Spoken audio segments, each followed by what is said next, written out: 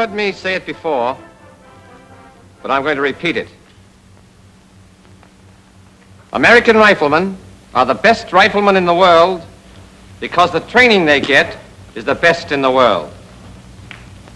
You've begun that training with the sighting and aiming exercises, and you're ready now to go on to the next step.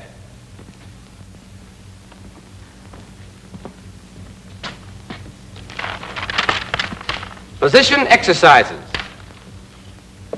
There are 4 firing positions: prone, sitting, kneeling, and the standing or offhand position. You know, any old-timer can walk down the firing line and come pretty close to picking out the men who'll do the best shooting. There's nothing mysterious about it. He simply spots the men who've taken the best positions. Good positions mean good scores. Poor positions mean poor scores. It's as easy as that. But here's the thing to remember. We're not teaching you these positions so that you can riddle off a string of bullseyes on the target range. We're teaching you to kill your enemy before he can kill you. If you're going to survive on the battlefield, you've got to be able to shoot fast and straight from any position.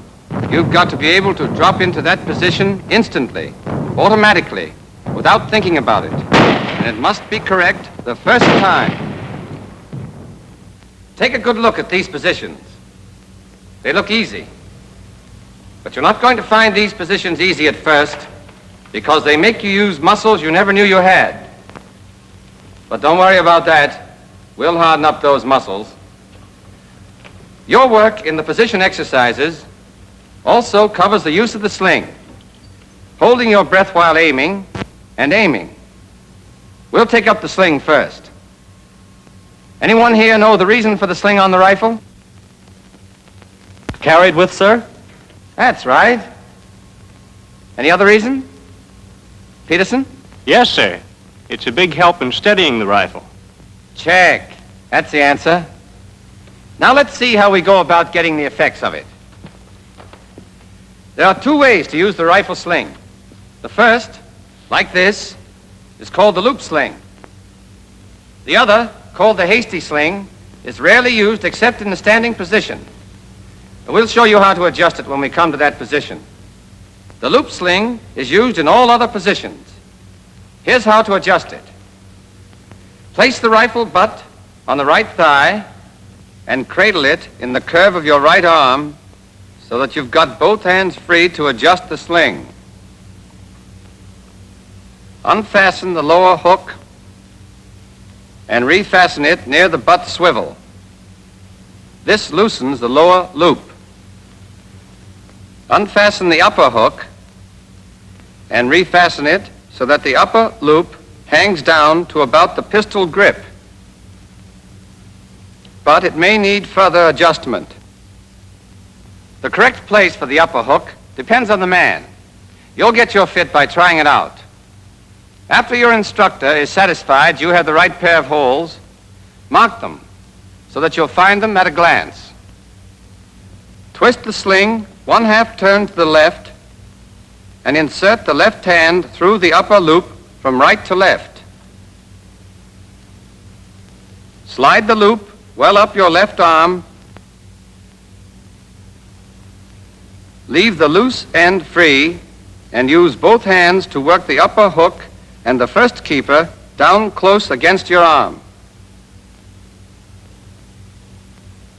Then pull down the second keeper against the upper hook. This locks the upper loop in place against your arm and keeps it from slipping.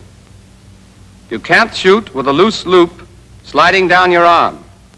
Once the loop is correctly adjusted, move your left hand over the top of the sling and place it under the rifle against the upper sling swivel. The rifle must rest in the V between your thumb and forefinger and on the heel of your hand. Wrist straight, fingers relaxed.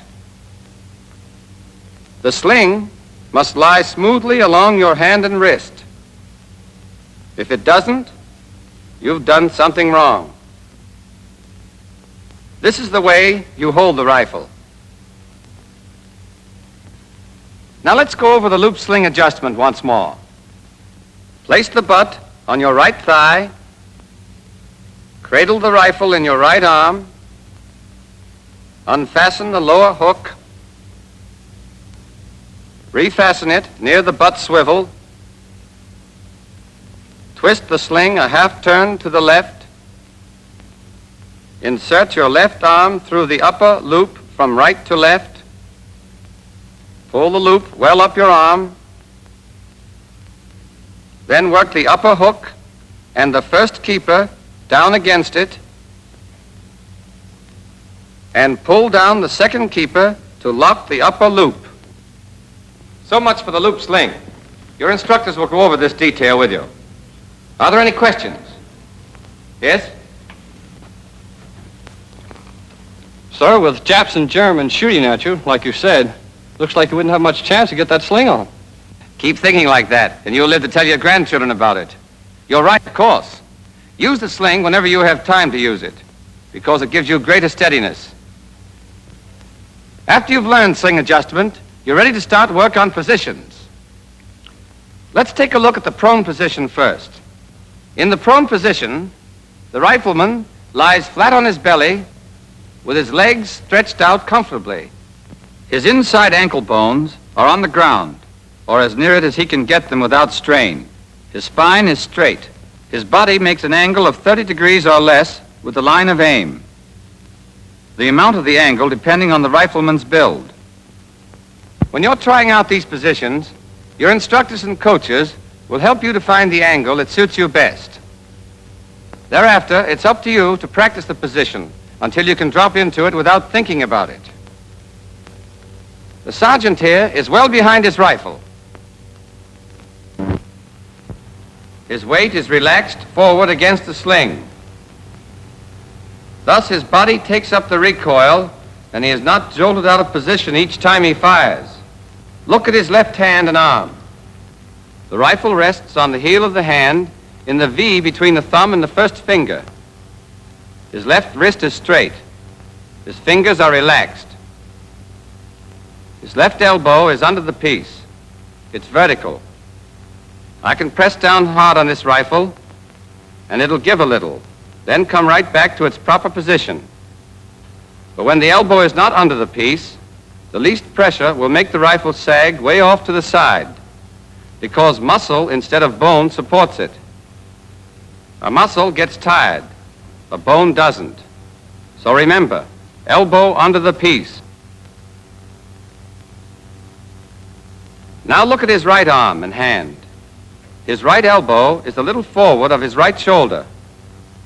His right upper arm makes an angle of about 45 degrees with the ground. His shoulders are about level. The rifle fits into the hollow of his right shoulder. That's important. Raise your left hand and feel that hollow in your shoulder. Curl your shoulder forward, and the hollow is still more pronounced. Now look at Sergeant Higgins. See how snugly his rifle fits into that hollow?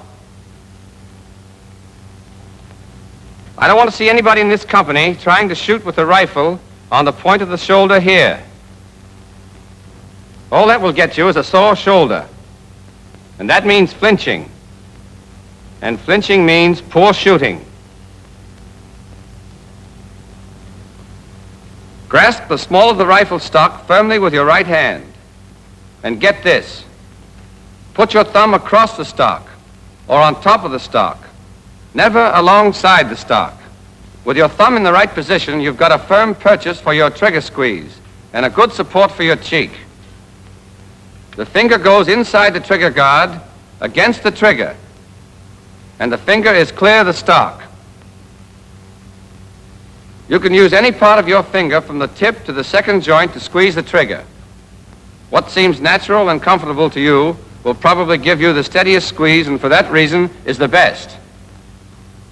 Press your cheek firmly against the stock and on your thumb. Let your neck muscles relax and hold your head so that you're looking not out of the corners of your eyes, but straight ahead with your eyes level.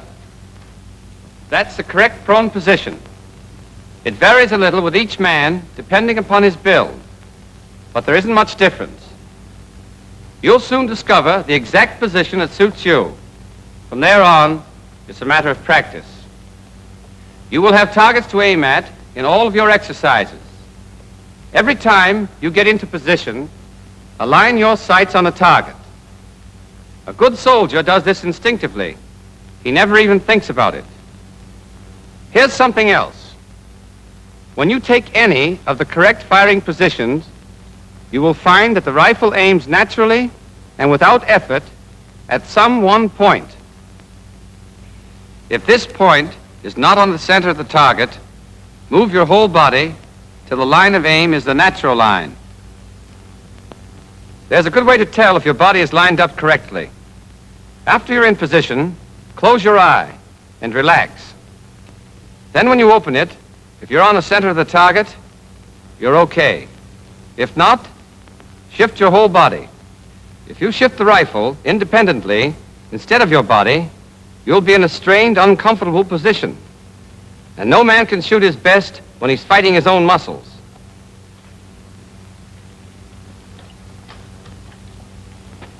These men are demonstrating some of the things not to do, but they are common errors. Let's take a look at this first man.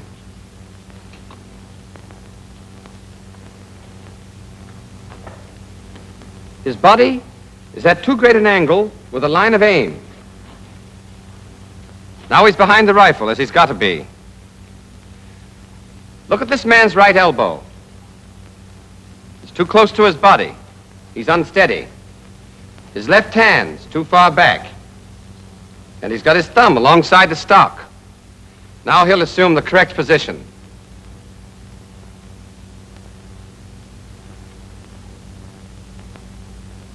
This man's left elbow is not under the piece. They'd have a devil of a time staying on the target. Errors like this stand out plainly. Others are not so easy to pick up. When you're acting as the coach, keep a sharp eye on your pupil. When he's wrong, show him where he's wrong and why. Then make him take the correct position so the point will be burned into his mind. Don't forget, when you take the prone position correctly, the muzzle will automatically drop back on the target after each shot. This saves time, and in battle, a few seconds are enough to settle the argument between you and that guy on the other side. Now, the sandbag rest position is just like the prone position, except that a sandbag is used to support the left forearm, wrist, and hand. The pupil takes the correct prone position and aims at his target. The coach then manipulates the sandbag until it is slightly higher than the back of the pupil's left hand. The coach punches the sandbag with his hand until he gets a perfect fit. This is the coach's job. The pupil can't do it for himself. Next, he faces the pupil, straddles the rifle barrel, and slides the narrow side of the sandbag against the left forearm so that it supports the forearm, the wrist, and the back of the hand. Only the back of the hand rests on the top of the sandbag. It's a common error for beginners to rest the rifle on the sandbag, but it won't work. The sandbag supports the forearm, wrist, and hand. Now Sergeant Higgins is going to show you the sitting position, which is a good one in high grass, brush, or on sloping ground. For the sitting position, you'll usually have to make your sling 2 holes shorter than for the prone position. Your body faces half right from the target. As you sit, spread your feet apart. Farther apart than your knees, and brace your heels firmly. Get your toes down, flat on the ground, if you can get them there, and relax your ankles. Keep your knees straight up, not bow-legged, and keep them fairly low, about 10 inches off the ground. The point is that you've got to get the back of your left upper arm firmly braced 3 or 4 inches down on your left shin. In this way, with your left elbow under the rifle, where it belongs, the weight of the rifle comes straight down on your leg. Hold your right hand and arm as you do in the prone position against your right knee so that your right shin bone forms a block for your upper arm. Lean well forward from your hips, not your waist. Keep your back straight and your weight forward. Don't rest your elbows on your knees. You'll wobble. Your elbows will roll around. No man can shoot in a position like that. Get your arms well down on your legs, several inches. Remember that left elbow. Keep it under the rifle. Now you've got a solid, steady position, and you won't be knocked off balance by the recoil. That's the normal sitting position. It's the best one, and it'll be used in this company. We may have a few men of exceptional build who are not suited to it. Heavy men may have to use the crossed ankle position.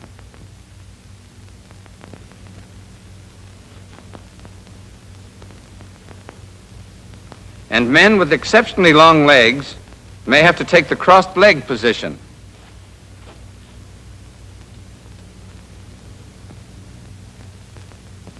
But your platoon leaders will decide which men, if any, are to use these alternate positions.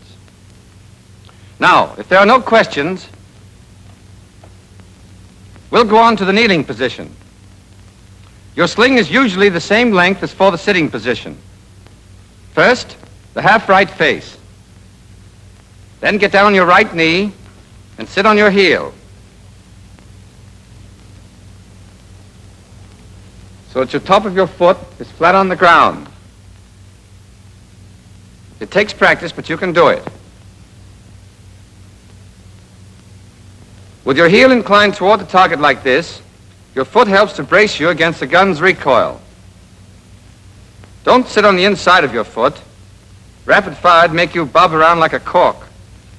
Sit firmly on the top of your heel, with your weight well forward. Your left elbow is under the rifle and in front of your kneecap. Never on top of your kneecap. The position of your left leg depends on your build. The taller you are, the farther to the front your leg will be. Your instructors will help you find the position that suits you best. But your lower left leg, as seen from the front, must always be vertical. Keep your right elbow comfortably high. This makes a snug seat for the rifle in the hollow of your shoulder. If you drop your arm too far, the hollow disappears and the rifle butt tends to move out to the point of the shoulder. Another thing, the lower right leg forms a right angle with the line of aim. At first you'll find the kneeling position unsteady, but don't worry about it. It will never be as steady as the prone or the sitting position, but practice will strengthen your muscles and increase your steadiness. This brings us to the standing or offhand position and the hasty sling, which is rarely used except in this position. Let's start with the sling. First, loosen the lower loop. Twist the sling a half turn to the left. Hold the rifle with your left hand just back of the upper sling swivel and your right hand at the small of the stock with the thumb well over on the left side. Then swing the rifle so that the sling falls high on your upper arm. Let go of the rifle with your left hand, pass it under and over the sling, and re-grasp the rifle near the upper sling swivel. The sling now lies smoothly along the arm and hand. It holds the left upper arm and stretches tightly across the chest. That's where you get support, and you need all you can get in a standing position. Adjust your sling for a tight fit. Your instructors will help you. When you get it right, mark it. All right, Sergeant, let's see that again. Here's how to take the standing position. Face right until you're almost at a right angle to the line of aim. Place your feet about 1.5 feet apart.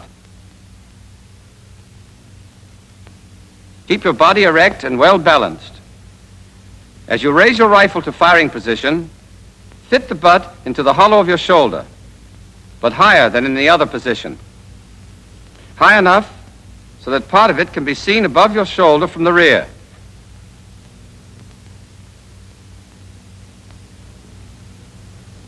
If the butt is too low, you'll have to strain your neck to get at the sight. If the butt is where it should be, your head and neck will be erect and natural. Keep your right elbow up. The higher, the better. At first, you'll find this unnatural and uncomfortable, but practice will fix that, and it gives you the power of all those arm muscles to take up the weight of the rifle. Here's an exercise that'll loosen up the shoulder joint. When you've done it enough, you'll be able to hold the rifle up with your right hand alone. The main job of the left hand is to steady the rifle, not to support it.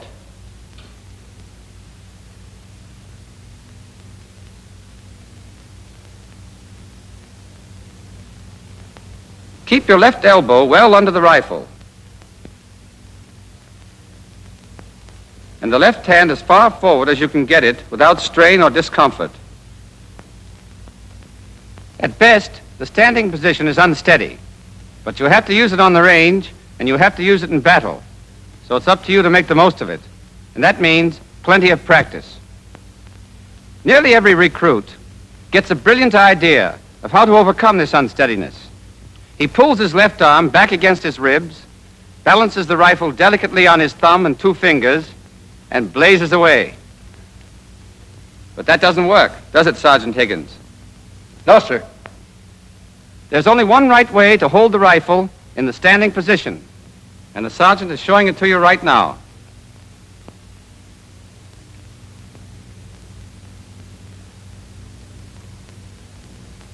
Thank you, Sergeant Higgins. Now you know the positions. I've given them to you one after another to let you compare them, see where they're different and where they're the same. All except the standing position have these points in common. Always hold the rifle at the small of the stock with your right thumb on top of or across the stock, but never along the side. Always keep your left hand against the upper sling swivel, with the rifle in the crotch formed by the thumb and the first finger. Wrist straight, fingers relaxed. Always have your left elbow under your rifle, and always squeeze the trigger with whatever part of your forefinger between the tip and the second joint feels firmest and most comfortable. Always press your cheek firmly against the stock, and hold the butt of the gun in the hollow of the shoulder. In the standing position only, your left hand need not be against the upper sling swivel. Put it as far forward as you can comfortably. And your left elbow doesn't have to be directly under the rifle. Make these habits automatic, and they'll save you time and help you get a well-aimed shot off in a hurry. In these position exercises, of course, you don't squeeze a trigger. That comes later. But as soon as you're in any of the firing positions, you must hold your breath and aim. You do this in dry shooting, and you do it in actual firing. We'll show you the right way to hold your breath and still be comfortable. Take an ordinary breath, then let a little out. Then hold the rest of that breath while you aim and fire. To keep the air in your lungs during aiming, close your throat by swallowing. But don't hold your breath too long. If you do, your muscles will get tense, and your eyes will blur, and you'll get wobbly. When this happens, relax for a moment and start over again. But don't think you can practically hold your breath. You either hold it or you don't. And while you're aiming and squeezing the trigger, you've got to hold your breath. Whenever you practice any of these position exercises, always check your position carefully. Close your eyes and then open them and see if you're on the center of the target. You must always have a target. Then hold your breath and aim. When you're coach, check your pupil carefully for all these points. Helps them. And it helps you, too. You learn from your pupil's mistakes. You know, it's a soldier's skill that brings him through a battle alive. And the degree of skill you attain as a soldier depends entirely on you. You've got to master not just one firing position, but all four. The enemy isn't going to give you a chance to choose the one you like best. You may be standing in a foxhole with your elbows on the parapet, or behind a tree, or a wall, kneeling in a shell hole, or heavy undergrowth, sitting in a sniper's post, or in a field, or you may be prone in a ditch, or out in the open. That's why we teach you the four firing positions and drill you in them until they become second nature, to get you ready for the tough spots. There'll be plenty of tough spots. And when you get into one, your whole job will be to get your shots off fast and hit what you're shooting at. So work on the firing positions now while you can. Later on, you'll be mighty glad you did, because you'll get your enemy before he gets you.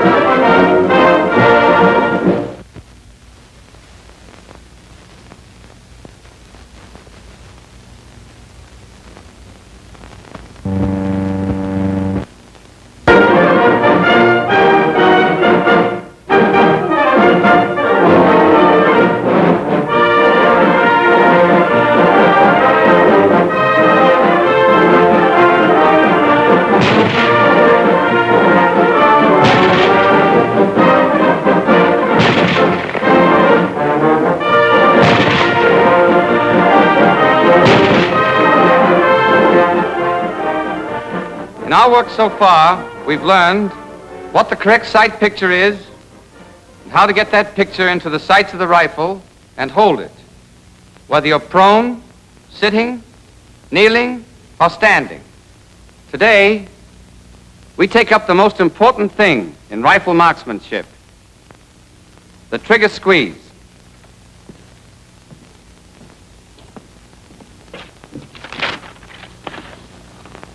By that term trigger squeeze, I mean the process you go through to bring your trigger back and fire your rifle.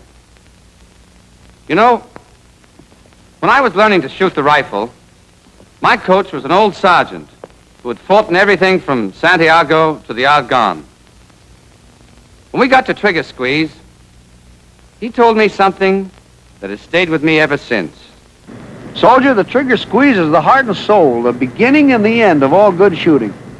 With it, you can part the hair of any guy you're after as far as you can see. Without it, you might as well throw away your rifle and start heaving rocks, because you'll do a hell of a lot better. That old sergeant knew what he was talking about. You can be a ball of fire in your sighting and aiming. You can be red hot in your positions.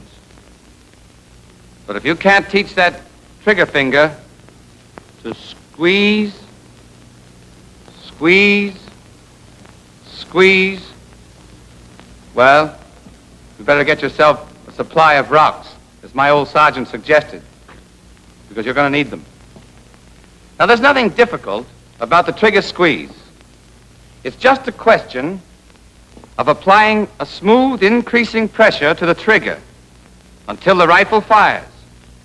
The trick is to apply that pressure so smoothly and so steadily that you can't tell when the rifle is going to fire. If you can't tell when the rifle is going off, you can't jump or jerk, or, as we say in the Army, you can't flinch. Have you ever seen an untrained person fire the rifle? This is what happens. He gets all set, gets into position, draws what he thinks is a fine bead on the target, and then closes both eyes and yanks the trigger. And he wonders why he never hits the target. Remember this. It's instinctive, natural, for every one of us to close both eyes and tighten up when we fire a rifle, if we know when that rifle's going off. But when you do that, you spoil your aim. You not only miss the bullseye, but you may miss the whole target. Now, there's only one way to beat nature on this proposition. And that is to squeeze the trigger so smoothly and to increase the pressure so steadily that you don't know when the rifle's going off. If you don't know the rifle is going off, you can't close your eyes and flinch and spoil your aim before the shot is fired. The worst you can do is bat your eyes after the rifle is fired. And that doesn't hurt anything because the shot is already on its way. Simple, isn't it? Now let's see exactly how you go about learning this trick in your dry shooting. You practice the trigger squeeze in all positions, but you start out in the prone position with a sandbag because that's the steadiest, and it lets you concentrate on the sight picture and squeeze until you get the hang of it. First, you take the prone position and adjust yourself until the rifle points at the target without effort.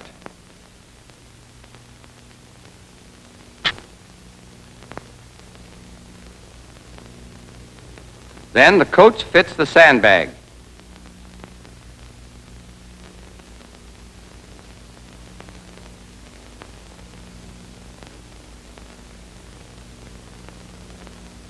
The coach takes his position and the exercise begins.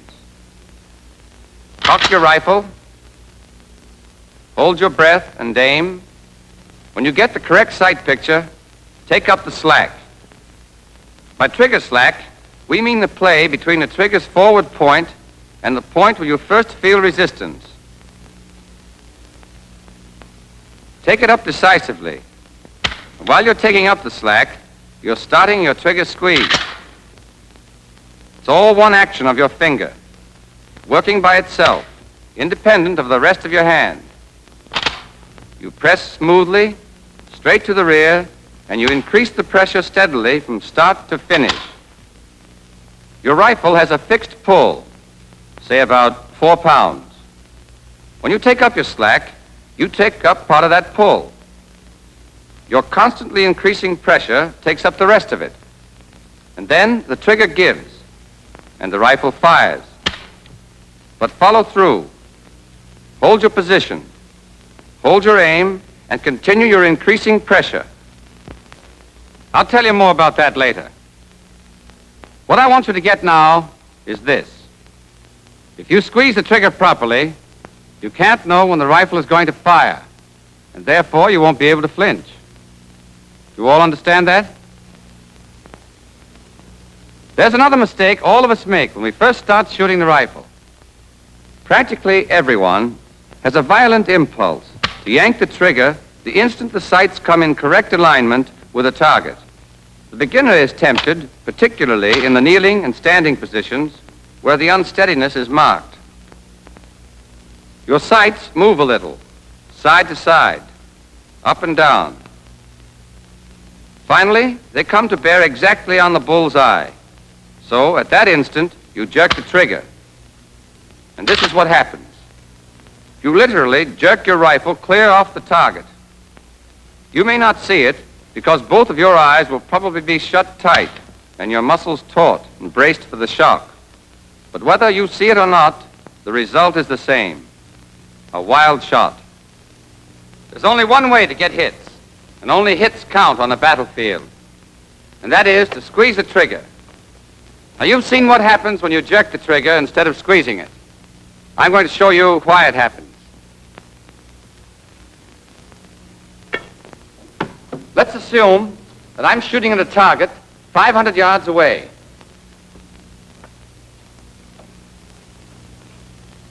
I've got my sights lined up on the left edge of the bullseye.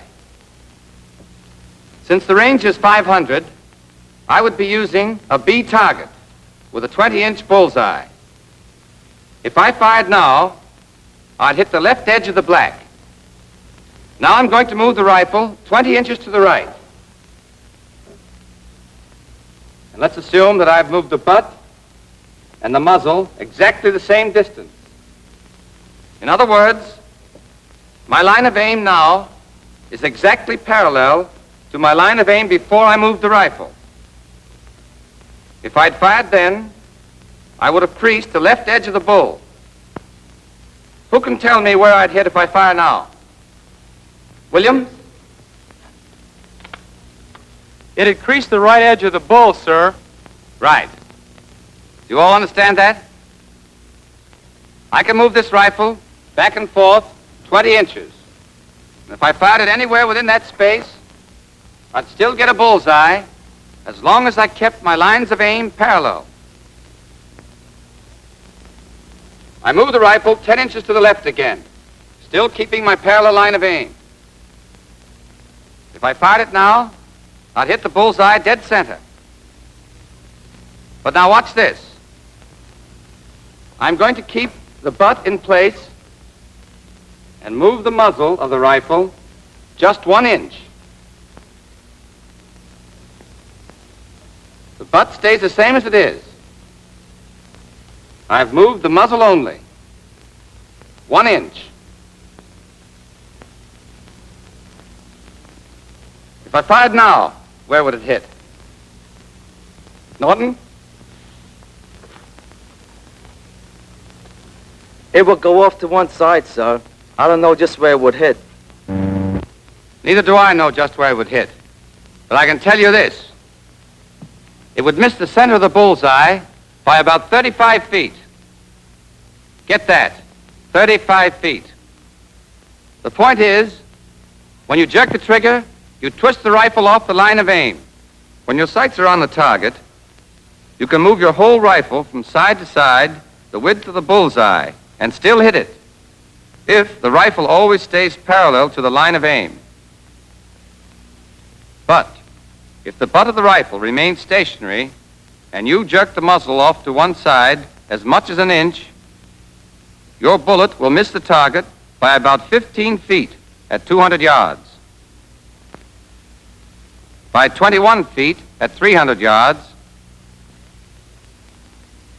or by 35 feet at 500 yards. A half-inch movement of the muzzle means a miss by 17 or 18 feet at 500 yards. A quarter-inch movement will cause a miss by 8 or 9 feet. And even a movement as small as a 1/16 of an inch may make you miss the bullseye. That's why it's so important to take the correct position, so that your rifle and your whole body aim directly at the bullseye. Then, when you squeeze the trigger so smoothly that you don't know when the rifle's going off, the strike of your bullets will be changed only by the natural parallel movements of your body, and your shots will be good. The unsteadiness caused by the natural movements of your body does not seriously affect the aim if you squeeze the trigger correctly. Okay, let's see if you got the point so far. What happens if you jerk the trigger? Harris? It'd throw your rifle muzzle off the target. If you were shooting at a guy, you wouldn't hit him. Right. Remember it, and you'll get plenty of bullseyes. And guys, too. What should you do? Karinsky? Sir, you should squeeze the trigger so that you won't know when the rifle will go off. Good. Tell me when to squeeze it. O'Neill. You take your position, you hold your breath, you aim, you take up your slack, and then you pull the trigger. Do you pause after you've taken up your trigger slack before you begin to squeeze it? Austin? No, sir. Taking up on the slack starts you on the squeeze. Right. And you go on steadily applying pressure until the hammer falls. Do you flinch and spoil your aim if you squeeze the trigger properly? Marshall? No, sir. Why not? Because you don't know when the rifle's going off. Check. Here's all there is to it. Every time you squeeze the trigger, be sure to do these things. Apply a steadily increasing pressure and continue smoothly until the rifle is fired. I know this seems easy. It is, but it must be practiced over and over. You must develop the habit of thinking only of the sight picture. You must practice until the trigger finger works independently, as if it had a mind of its own. Are there any questions? Sir, How much time should you take to squeeze the trigger? The expert takes about 2 seconds to fire a well-aimed shot. He can do this because he knows his job so well that the whole procedure is almost automatic. Speed comes with practice, and he follows through. Here's what we mean by follow through. After the hammer falls, go right on for an instant doing what you were doing. Hold your breath and aim and apply your steadily increasing pressure on the trigger. This helps overcome the natural tendency to let go, which disturbs the sight alignment. All right. We've shown you how to squeeze the trigger and follow through. And we have a neat little way of checking up on you. With each shot, we have you call out where you think the bullet is going to hit. This is calling the shot. And you do it the instant after the shot is fired. It's a cinch to call your shots if you're squeezing the trigger properly. For then your eye is open, and you can see where your sights are aligned when the rifle fires. Of course, if you jerk the trigger, or close your eyes and flinch, you won't be able to call your shot, because you won't know where your sights are aligned when the rifle went off. The point is that only the man who squeezes the trigger properly can tell where his shot should hit. Here's the system we use to call our shots. Most of you know by now that a hit here is a 5. And in this circle, a 4. And in this one, a 3. Anywhere else on the target is a 2. A miss is a 0. Now, every time you fire a shot, imagine a large vertical clock face on your target with a bullseye in the center. This gives you a simple system of calling your shots. For example, suppose at the instant your rifle goes off, you see your sights aligned so that the bullet will hit here. Then you will call your shot a 4 at 12 o'clock, because it's in the 4 circle and in the direction of 12 o'clock. A hit here would be a 3 at 7 o'clock. Here, a 2 at 2 o'clock. And here, a 4 at 11. And here, a pinwheel 5. On the range, you call your shots at slow fire. You and the coach compare the called shot with the actual shot to see if you know where you are aiming when the piece is fired.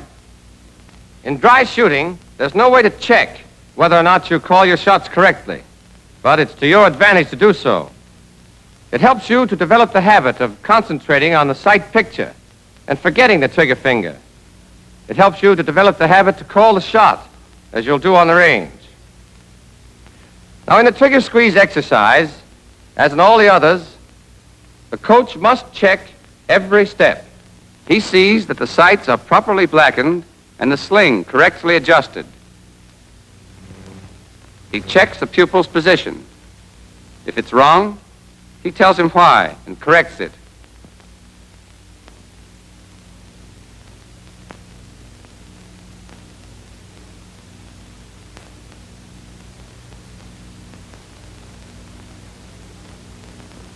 He keeps an eye on the pupil's back during aiming to make sure he holds his breath properly.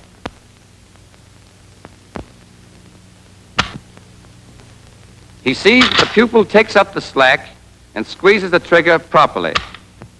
He watches his eye to make sure he does not blink.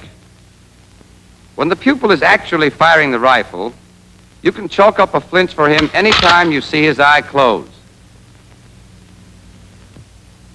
The flincher closes his eye just before the explosion. Therefore, you can see it. If he doesn't flinch, you won't see his eye close, because your eyes and his will close involuntarily at the sound of the explosion. Are there any questions about anything we've covered today? Okay. You're going to hear these things over and over again from your coaches, your squad leaders, your platoon leaders, and me. You're going to hear them and practice them until they become so much a part of you that you couldn't forget them if you wanted to. If you acquire these correct habits in your preparatory work, you'll find that the actual firing on the range is as simple as shooting fish in the kitchen sink. To be a good shot, you must dry shoot or squeeze off 100 or more shots for every round fired, and with as much care. Remember, skill in squeezing the trigger correctly is the best life insurance you can get.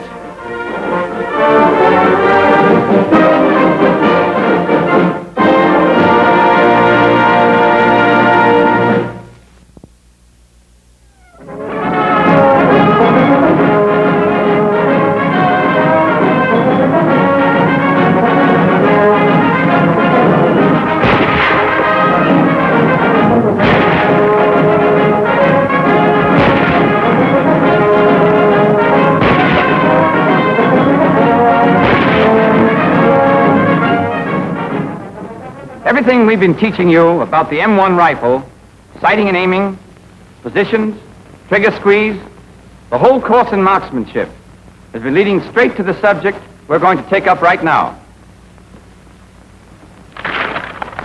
Rapid fire exercises. But let me warn you right now about that word rapid. It does not mean taking just any position, or hurrying your aim, or jerking the trigger. It does not mean spraying bullets all over the landscape. Rapid fire means getting off well-aimed shots as fast as you can. It means firing as fast as you can fire accurately, no faster. The measure of your effectiveness in rapid fire is not shots per minute, but hits per minute. Remember that when you're on the range. And remember it when your target is a Jap or a German who's just as anxious to kill you as you are to kill him. Keep calm and hit what you're shooting at. Suppose you're in a supply detail that runs into an ambush. You've got to drop into position and get your shots off fast. But they won't do you any good unless they're well-aimed shots. Or suppose you're in a defensive position. All of a sudden, your enemy's in close, charging you from all sides. Your first impulse is to start blazing away wildly. You must not. Keep hold of yourself. You've got to shoot fast, but you've got to make every bullet count. Don't lose your head, even though hell's breaking loose all around you. Stay cool and shoot straight, and you'll live to tell your girl about it. Coolness in battle comes from confidence in yourself, and confidence comes only from hours of practice. Slow fire and rapid fire, over and over, with a stopwatch looking over your shoulder. We teach rapid fire in 3 positions. In the prone position, and in the sitting position, which are the best, and the kneeling position. The kneeling position is none too steady, but there are times when it comes in handy, and you'd better be ready for just about anything. We don't teach rapid fire in the standing position, however. It's not worth it. In the standing position, you're not properly balanced for accurate aiming at high speed. The first thing you've got to learn in rapid fire exercises is getting into the right firing position in a hurry. You're allowed to choose the position you're going to take and to mark it. For the prone position, drop to the ground, get set, and line up your sights on the target.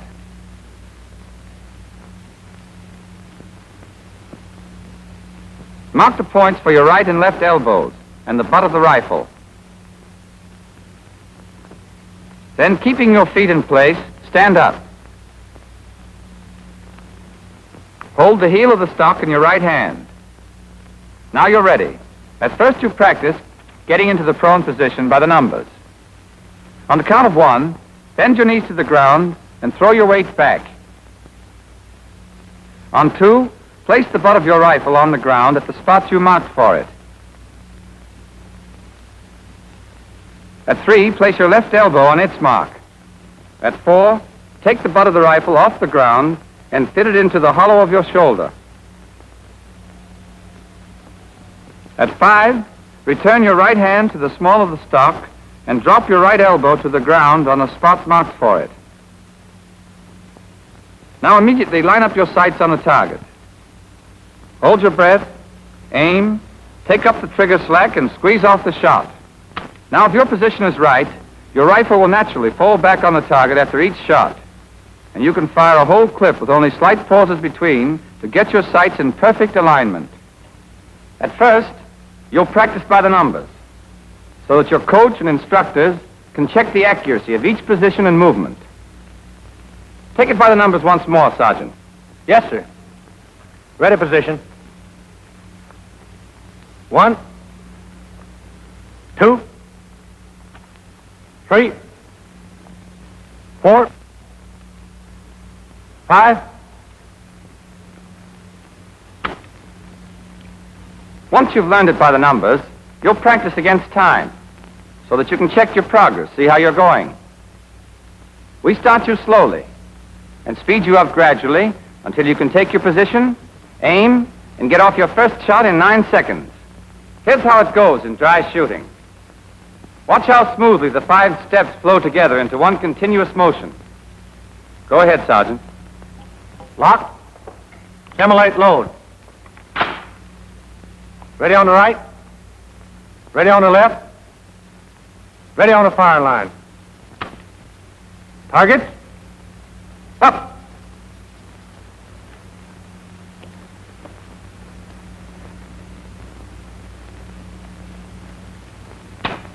Time. 9 seconds doesn't sound like much time, but you've just seen that it's plenty for an experienced man. It won't be long before you'll melt smoothly into your prone position with seconds to spare to squeeze off your first shot.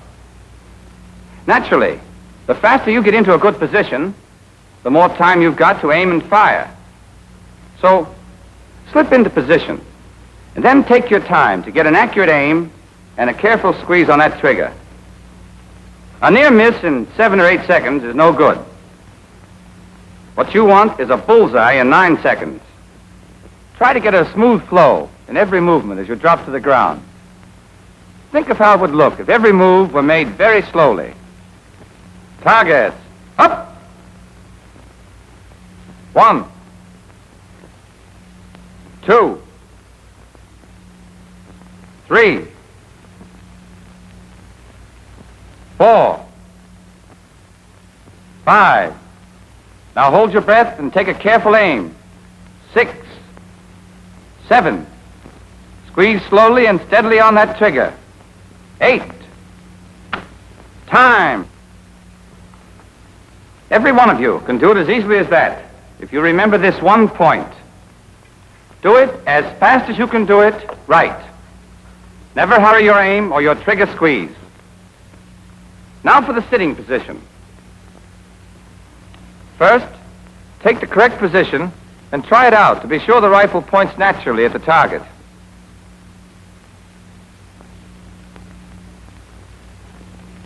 Then mark the places for your heels and your seat. Stand up in the marks for your heels. At the command, targets up, drop quickly on the spot marked for your seat, breaking the fall with your right hand. There's another way of getting into the sitting position that you may find easier. After you've marked the places for your feet, cross your legs and rise. Stand with your legs crossed until the command targets up. Then bend your knees and sink to the ground. This is quicker than the other method, but it forces you to take your eyes off the target while you set your feet in the places marked for them. Otherwise, the action is the same. Place your left elbow. Fit the rifle butt into the hollow of your shoulder and complete your firing position. Hold your breath, aim, and squeeze off the shot. With practice, you'll be able to go from the ready to the sitting position and get off your first aimed shot in 7 seconds. Sergeant, let's see that against time. Lock. Simulate load. Ready on the right. Ready on the left. Ready on the firing line. Targets. Up.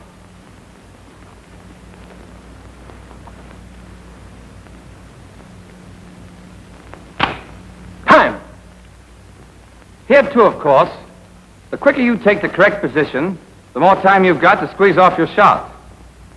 The exercise in the kneeling position is like the other two. You mark the places for your feet and your right knee and get up. On command, you lock, load, and stand ready.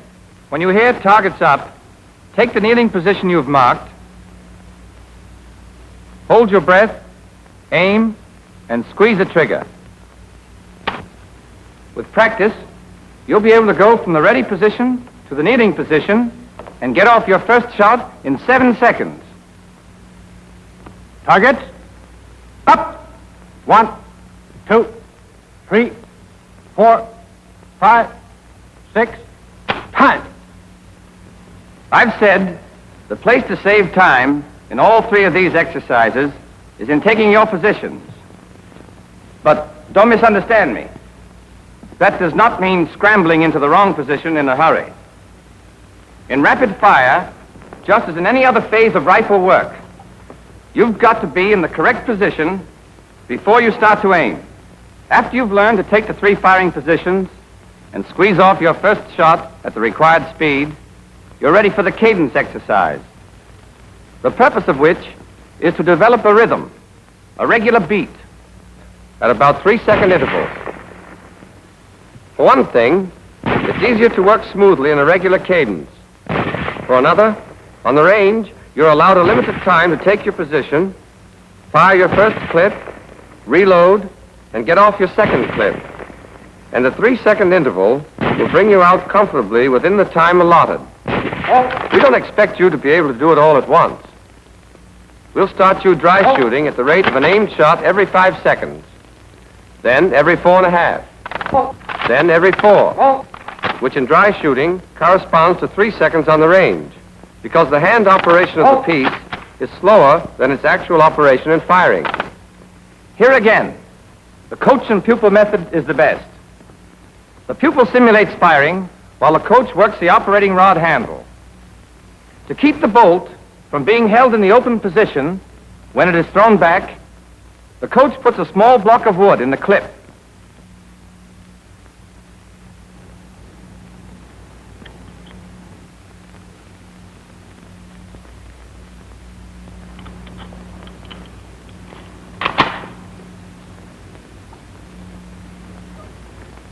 There are several other ways to get the same result. But in this company, we find this method the easiest and the best. Your squad leaders will have a supply of these blocks and will issue them when they are needed. Let's take the exercise at 5-second intervals. Hammer down. Coach is ready. Bolt.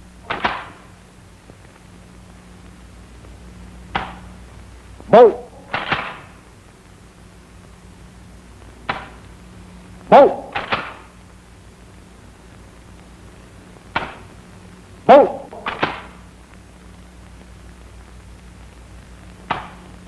Bolt. Bolt. As I said before, in these exercises, the coach is just about as important as the rifle. In the cadence exercises, when he forces back the operating rod handle, he acts as part of the rifle. In doing this, he must not lean against the handle. He strikes the handle sharply and immediately removes his hand so that the bolt can snap back into position. It's a good idea for the coach to wear a glove or wrap a handkerchief around his hand. Strike that operating rod handle a couple of 100 times if you want to know why. Notice that the coach strikes the handle only when the command bolt is given by the instructor. But notice, too, that the command is given whether or not the rifleman has squeezed off his shot. If the pupil is late, the coach does not operate the bolt, but waits for the next command after the pupil is fired. You'll do this exercise a minute at a time, in the prone, then in the sitting, then in the kneeling position, gradually speeding up the cadence until you're proficient. In cadence exercises, be sure to take the correct position so that your sights return automatically to the aiming point after each shot. Keep your eye constantly on the sight picture and squeeze that trigger with a steadily increasing pressure until the hammer falls. Then keep your finger on the trigger for the next shot. Yes, I'll say it again. It's constant drill in speed and accuracy that makes the expert rifleman. But even constant drill won't do you any good unless you make each movement right every time. After you've learned to fire in cadence, you'll move on to 2 exercises in simulated rapid fire. For the first of these, you'll use the clip with the wooden block.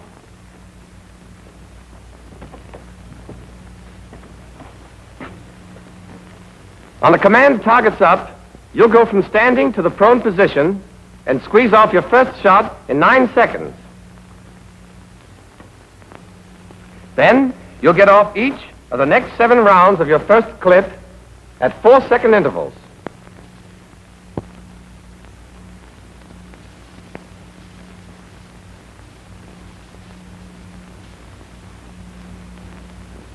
But there won't be anybody to call off these intervals for you. Your cadence exercise will have taught you the rhythm. When you hear 8th round, reload, you'll simulate reloading. And you'll have 9 seconds to do it. And squeeze off your 9th shot. Once again, 4 seconds each for the next 7 rounds.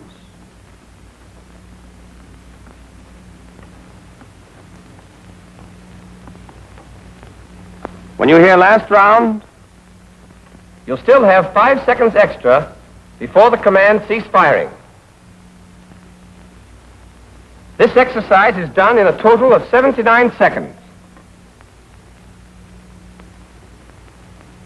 All right, let's see how it goes. Lock. Simulate load. Ready on the right. Ready on the left. Ready on the firing line. Targets. Hup.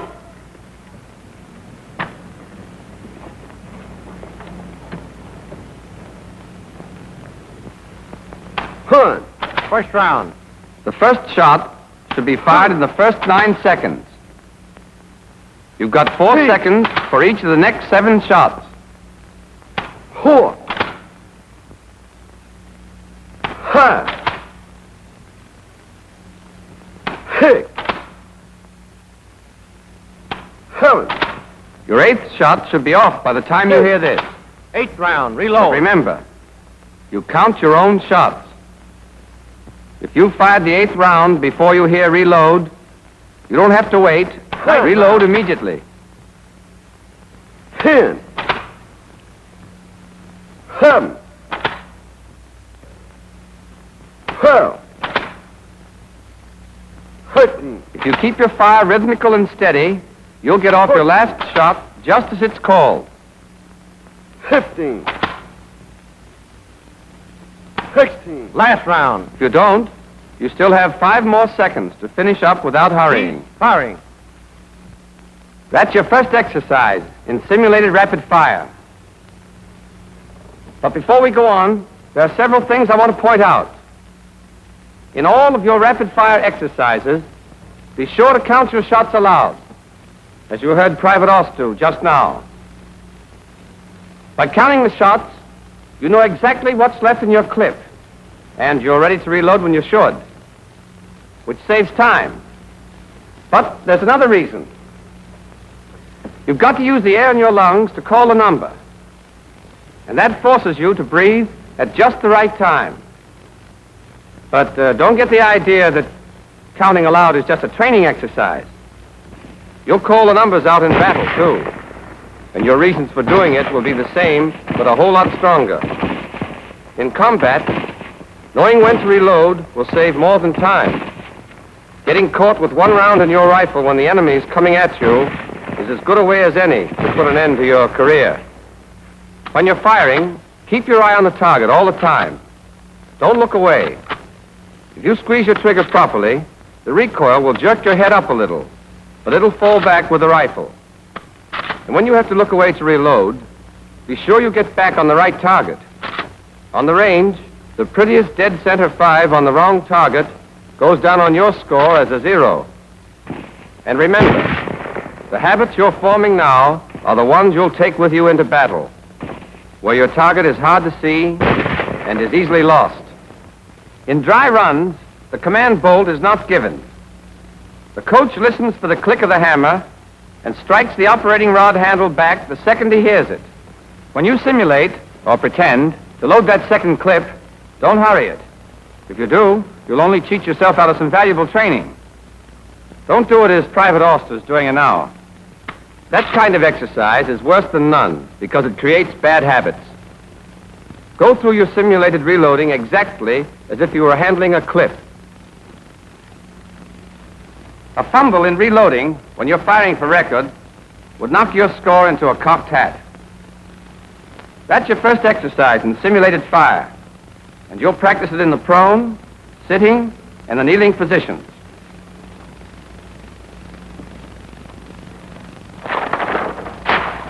You're allowed a total of 79 seconds for the prone exercise, but only 74 seconds for the sitting and kneeling.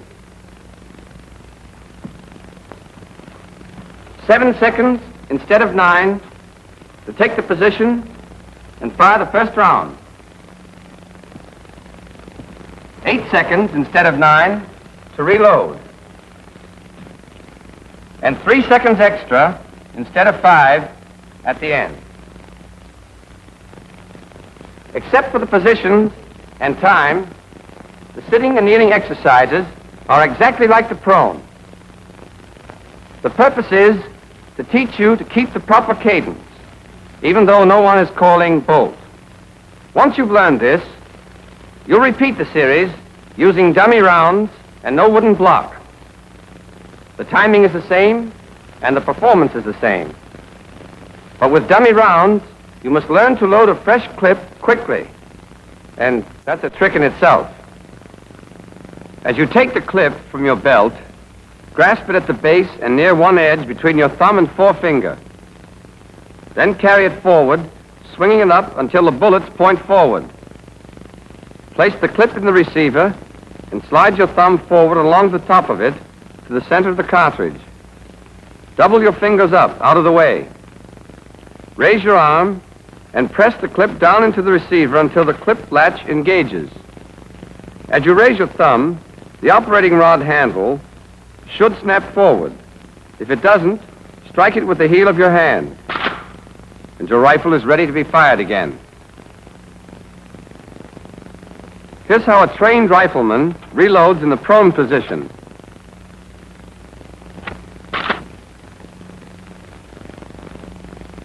In the sitting position,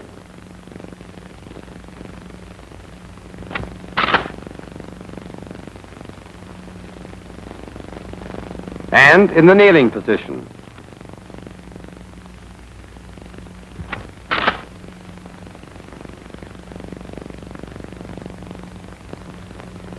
When you first do these exercises, you'll feel that 79 and 74 seconds are going to rush you. But there's plenty of time to get off those 16 shots. So don't try to beat the clock. That won't help your score. When you get on the range, you're scored on your hits. Don't get buck fever. The stopwatch is important, but don't let it push you around. Don't be in such a rush that you spray bullets all over the target. If you're going to shoot wild, you can get all your shots off in 30 seconds. But don't do it. When a recruit does, and then turns and finds an old-timer beside him, just loading his second clip, well, he feels like a fool. Take it easy. There's no time to pick daisies, but there's plenty of time to fire 16 shots and get 16 bullseyes. And remember, even 12 bulls are better than 16 threes. So don't get excited. Slow and careful. That's the rule that brings in the high scores on the range. And it's the rule that mows them down in battle. Up to now, we've been discussing the pupil and what he does. Now let's look at the coach. In rapid-fire exercises, he's got plenty to do, and not much time to do it in. In addition to his other duties you already know about, he makes sure the pupil takes his position quickly and without waste movement. That he takes up the trigger slack with one decisive action and squeezes the trigger correctly. 1, 2, 3, 4, That he breathes after each shot. 5, 6, That he keeps his finger on the trigger. 7,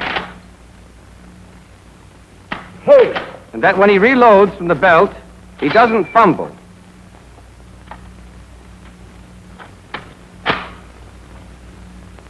The moment the hammer falls, the coach throws the operating rod handle back sharply and gets his hand out of the way. 10, In rapid fire, the coach is the key man. He's got to know his stuff 12, and keep his eyes open. If he's on the job, he can help his pupil a lot, 14, and himself even more. 15, 16, Any questions on rapid fire? All right, let's sum up. Rapid fire is slow fire speeded up a little. In rapid fire, just as in slow fire, you take the right position, hold your breath, and aim properly, and squeeze your trigger smoothly, even if you take a little longer than you should. Speed? Yes. We count the seconds you take, and we work you against the stopwatch. But speed is worse than useless unless you do everything right every time you do it. Take it slowly at first, and make every movement exactly as you should. Speed will come of itself. And it won't be long before the right way is the natural way for you. The only way. Then, when you find yourself in a tight spot in battle, you won't lose your head and blaze away wild. That's the quick way to the cemetery. And for my money, a good soldier is a live soldier. Dependable habits will make you calm and cool and confident, and you'll hit what you're shooting at. That's pretty important, when what you're shooting at is shooting at you.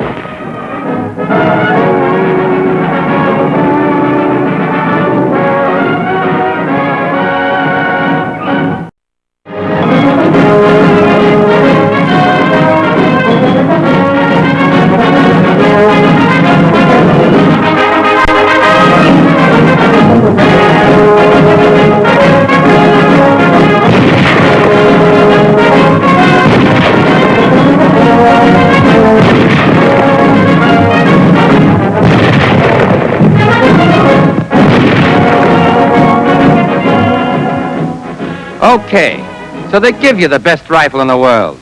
So what? Me? I'm sick of monkeying around. What I want to know is, when do we get to shoot this M1? I heard a man in this company say that yesterday, and I've got a hunch a lot of you feel the same way. So, I want to answer the question now. You'll start shooting the M1 when you're ready. And that means when you've mastered the groundwork we're teaching you in this course. You've had sighting and aiming, firing positions, trigger squeeze, and the principles of rapid fire. We've been training your eyes and your muscles for the job of shooting. And now your brains are going to get a workout. So this is a skull practice session. We'll take elevation and windage. I'm going to show you how to raise or lower your sights to take care of the natural drop of your bullet, and how to move your sights right or left to allow for the effect of the wind on your bullet's path to the target. Look at the sights on your rifles. Your front sight is fixed, and your rear sight is movable. It has two knobs, the windage knob to move it from side to side, and the elevating knob to move it up and down. turn these knobs, you notice that they don't rotate freely. They click as you twist them, and those clicks are important. For each click, your sight moves an exact distance, and that's the way you keep track of the adjustments you make. All right, let's talk about elevation first. If you've ever thrown or hit or caught a baseball, you know the principle of elevation. You know that no matter how fast it's traveling, a baseball keeps falling all the time it's in the air. The farther it goes, the farther and faster it falls. Exactly the same thing is true of a bullet. Well then, suppose you're firing at a target 300 yards away, and you make no allowance for the fall of the bullet. Suppose that when it leaves the muzzle of your rifle, the bullet's heading straight for the center of the bullseye. But it drops. It starts to fall as soon as it leaves your rifle, and it keeps on falling. The distance it falls in the first few yards isn't worth worrying about. But at 300 yards, your bullet will drop 20 inches or more. It'll drop right off the bullseye. You've got to tilt your rifle up a little to allow for that drop. Suppose you raise your rear sight, but you keep our old friend the correct sight picture. The line of aim must always be the same. So, setting your rear sight higher makes you tilt your rifle up. The higher your rear sight, the higher the tilt of your rifle. Do you get that? When you adjust your rear sight for elevation, you simply fix the exact amount you're going to tilt your rifle. That means how much you're going to raise or lower the hit of your bullet on the target.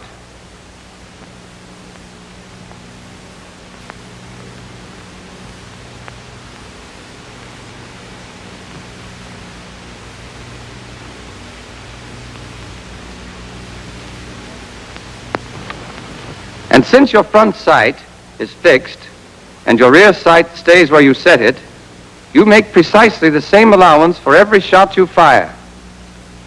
And that's where the elevating knob clicks come in. As I told you, each click moves your rear sight up or down an exact distance. When you change your rear sight, then, you tilt your rifle a corresponding amount. And this moves the hit of your bullet on the target a distance in exact proportion to the movement of your rear sight. At 100 yards, one click of elevation moves the hit of your bullet on the target up or down 1 inch. At 200 yards, one click moves it 2 inches. At 300 yards, 3 inches. And so on. That's what the book means when it says one click of the elevating knob moves the strike of the bullet 1 inch on the target for each 100 yards of range. To move the hit of the bullet up, raise the rear sight. To move it down, lower the rear sight. And that's all there is to it. Now let's see if you've got that. You're firing at this target at 200 yards. Your first shot hits 10 inches low. What are you going to do about it? Thompson? Sir, at 200 yards, each click raises the bullet 2 inches. So you take 5 clicks to raise it 10 inches. Right. One more. Your range is 500. You've made too big an allowance, and your first shot strikes 5 inches too high. What do you do about it? Hopper. Sir, 5 inches at 500. You'd have to bring the rear sight down. Why, just one click. Right again. Each click moves the strike of the bullet 1 inch for each 100 yards. You all see that? All right. Let's move on to windage. You may have heard that windage is tough, but don't let it throw you. It's no more mysterious than elevation. There may be a few more things to keep in your head, but take it easy, and you won't have any trouble with it. Now, you might find it hard to believe that the wind can have much effect on anything as small and fast-moving as a bullet, but you can take my word for it. Any wind, unless it's coming from straight behind you or straight in front of you, is going to blow your bullet off its course. Take it as we did elevation. Suppose you're firing at 300 yards and you make no allowance for the wind. Suppose that when the bullet leaves the muzzle of your rifle, it's heading straight for the center of the bullseye. But there's a wind from your right. That wind keeps pushing your bullet to the left, forcing it off your line of sight and off the target. Once again, you've got to make an allowance. You've got to start your bullet off to the right of your line of aim, so that the force of the wind will push it over into the bullseye. In other words, you've got to point your rifle into the wind. If you were shooting an old-time squirrel rifle with fixed sights, you'd have to guess at windage correction. You'd have to sort of aim into the wind a little. Fetch a jug of coal and you can't get that there crow that's run through the hay. You're on.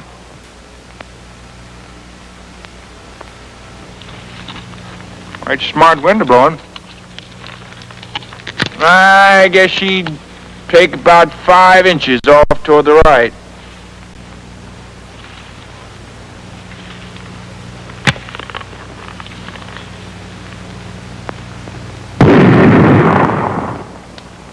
That's what we call taking Kentucky windage, aiming each shot into the wind by guesswork.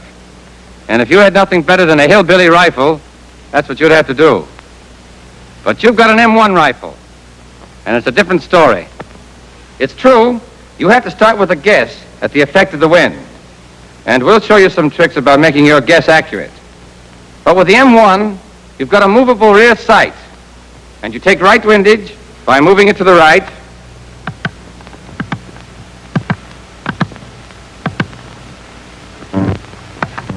left windage by moving it to the left. Then when you've made your adjustment, you line up your sights on the target, taking the same sight picture you always do. But now, you're not sighting straight down along the rifle barrel. And as a result, you angle your rifle to one side. The farther to the right or left, you move your sight. The farther to the right or left, you point your rifle. Do you see that?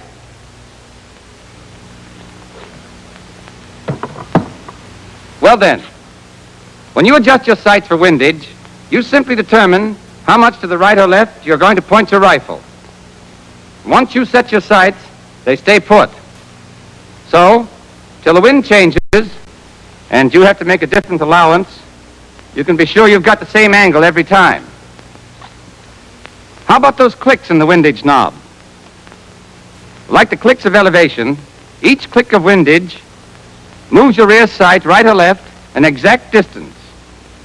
As a result, you angle your rifle right or left a corresponding amount.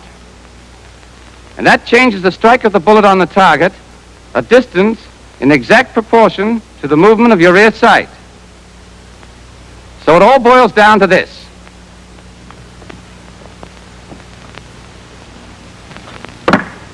One click of the windage knob moves the strike of the bullet 1 inch for each 100 yards of range.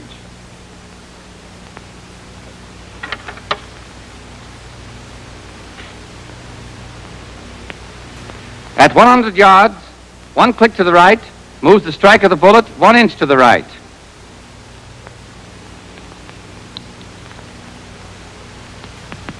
At 200 yards, it moves it 2 inches.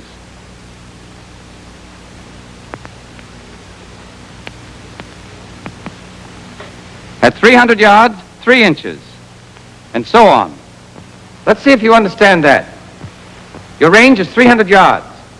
You fire a trial shot which strikes a target 9 inches too far to the right. Which way will you move your rear sight? Right or left? Keen? Sir, you've got to move the bullet to the left. So you move your sight to the left. Correct. You move your rear sight in the direction you want to move your hit. You take left windage. Now, there's an error of 9 inches at 300 yards. How many clicks of left windage do we need? Find?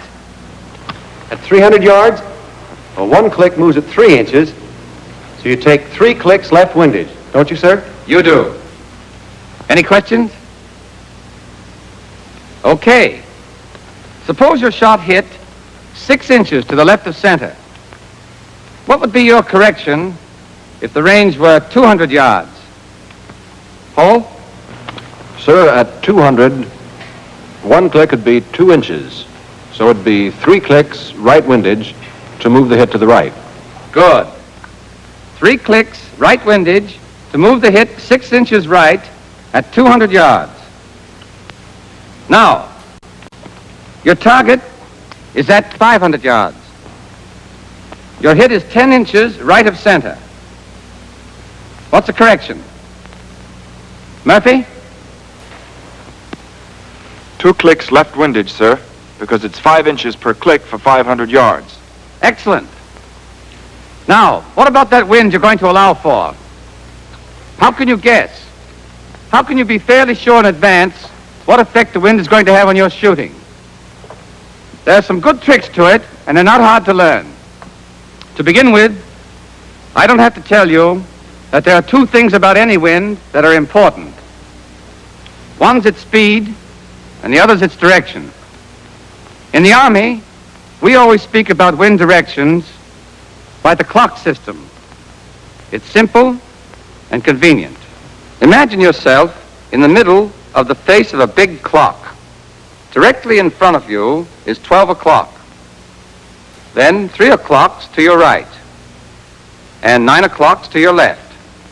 6 o'clock straight behind you, and the other hours are in between. We name a wind by the hour it's blowing from. A wind from directly in front is a 12 o'clock wind. From the right, a 3 o'clock wind. From behind, a 6 o'clock wind. And so on, around the clock. 1 o'clock, 4 o'clock, 8 o'clock, 11 o'clock wind. The Lord knows that's easy. Just remember, you're always in the middle, facing 12 o'clock, and the rest's a pushover. So we come to the other important factor, the velocity or speed of a wind. We measure the speed in miles per hour, and your common sense is enough to tell you that a 10-mile wind will have twice as much effect on a bullet as a 5-mile wind from the same direction. But how are you going to figure out a wind's speed?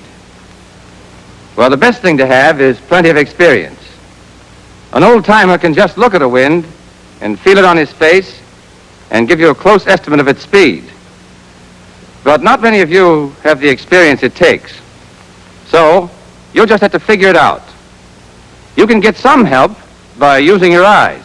Watch what the wind does to grass or trees or dust or smoke or anything else it's blowing.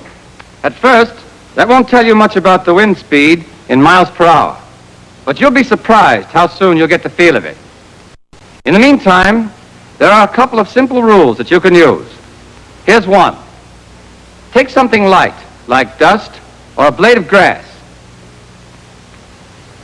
Toss it into the air and watch where it falls. Point with your whole arm from the shoulder at that spot. Then estimate the angle between your arm and your body. Most of you know that a right angle is 90 degrees. When you hold your arm out straight, then, the angle between your arm and your body is 90 degrees. All right. I'm pointing at the spot where the grass fell. My arm is a little less than halfway up, so I'll say the angle under it is 40 degrees. Got that? If this is a 90-degree angle, this is a 40. Now then, the rule is that you divide the angle under your arm by 4 to get the speed of the wind in miles per hour. Don't ask me why. Somebody made it up before my time and didn't tell me why. But I know it's near enough right to work. 1/4 of the angle between your arm and your body gives you the speed of the wind. All right, if this is a 40-degree angle, what's the speed of the wind? Lewis? 4 into 40's 10, sir. 10 miles per hour. Right. The angle between your arm and your body divided by 4 is the wind velocity in miles per hour. If my blade of grass fell there, what's the wind speed? Carol? That's a little more than halfway up, sir. About 60 degrees. Right. 60 degrees? What's the speed of the wind? 4 into 60 is 15 miles an hour. Okay. Remember that. 1/4 of the angle between the arm and the body. There's another rule of thumb. Or really, it's the same rule applied in a different way. You take the whole angle between your body and your arm when it's straight out and divide it into 5 equal parts.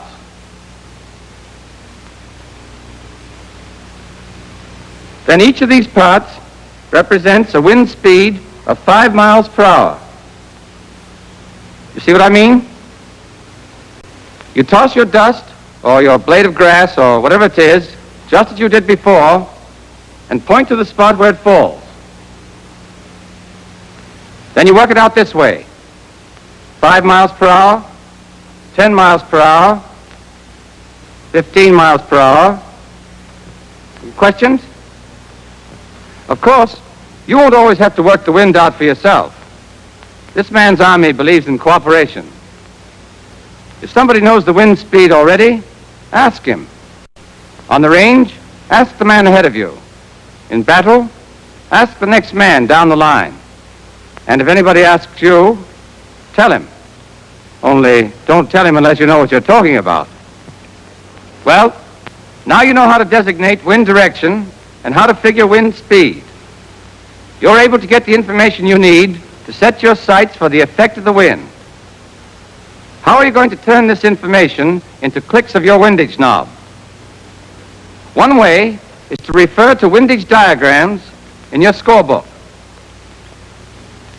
These charts work out the corrections for you and will be explained in detail by your platoon leaders. But you don't take your scorebooks into battle. In a scrap, you estimate your wind, do the figuring in your head, and set your sights, but quick. So learn how to do it now, while you've still got time to think about it, and get your questions answered. Ready? Hold on to your hats. Here we go.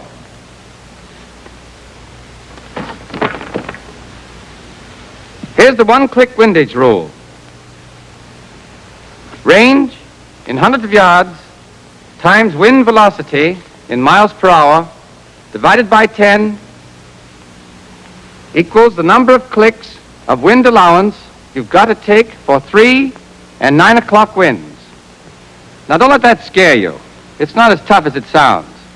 For instance, when it says the range in hundreds of yards, all it means is that you throw the 2 zeros away. When your range is 300, you'll call it a 3, 500, a 5, 200, a 2, and so on. The wind in miles per hour is what we've just been talking about. It'll turn out to be some perfectly harmless number like 8, or 12, or 18, or 20. So, relax. That whole business, the range in hundreds of yards, times the velocity of the wind in miles per hour, is going to turn out to be easier than the arithmetic you did in school when you were 10 years old. It'll be about as hard as multiplying 3 times 15. You know your range. Say it's 500 yards.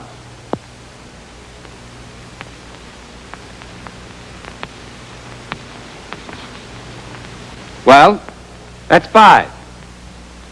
Your wind's from 3 o'clock. You estimate its speed. Say 8 miles an hour. So you've got to multiply 5 times 8.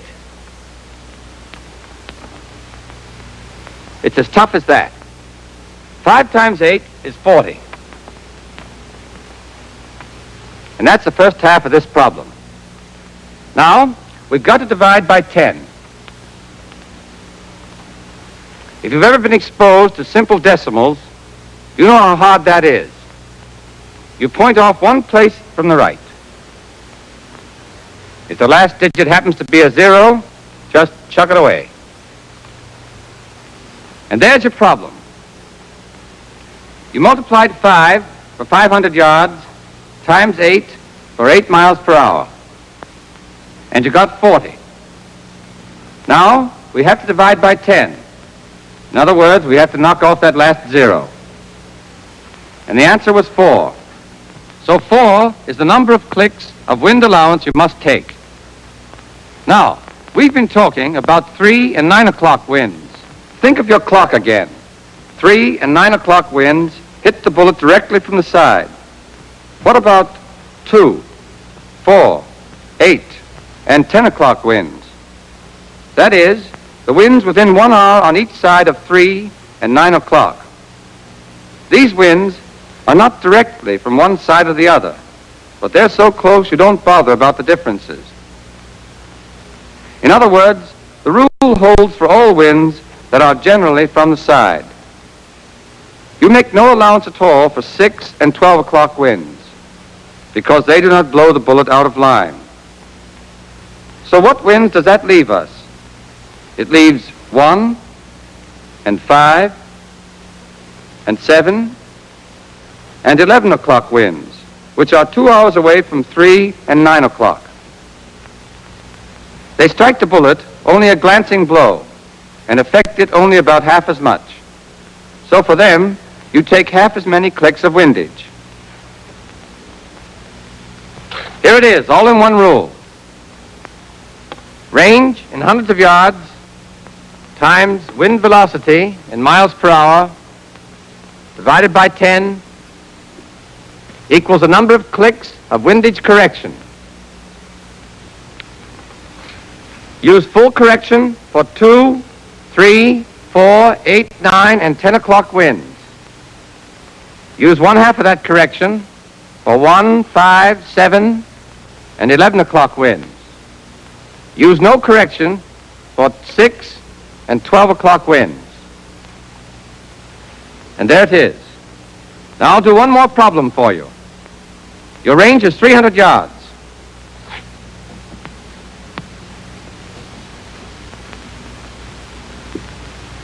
Your wind is coming from 8 o'clock.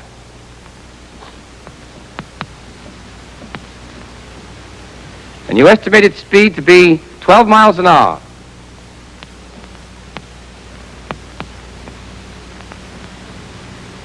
That's 3 to begin with.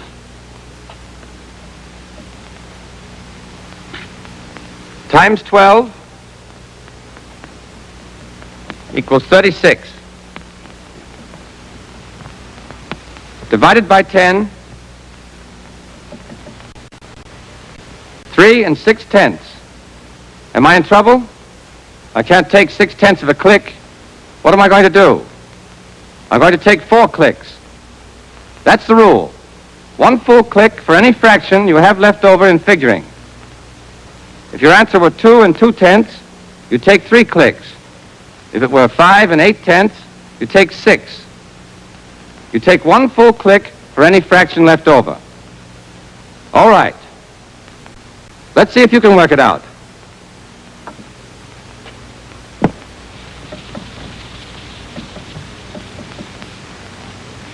Range 200 yards.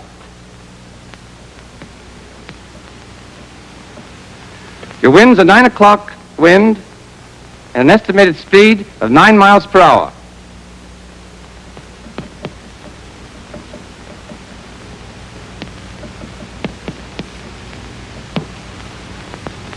Now, how are you going to work out the number of clicks of windage? I'll write it down. You tell me what to do. Range 200. What shall I put down? Tobin? 2, sir. Right. Your wind's from 9 o'clock. You estimated speed at 9 miles per hour. What do I put down? 2 times 9, sir. That's 18.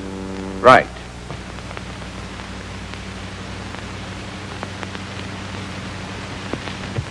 How many clicks do you take? 18 divided by 10, that's 1 and 8/10, sir.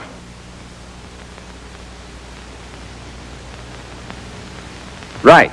Now, how many clicks? 2 clicks, sir. Left windage. Good.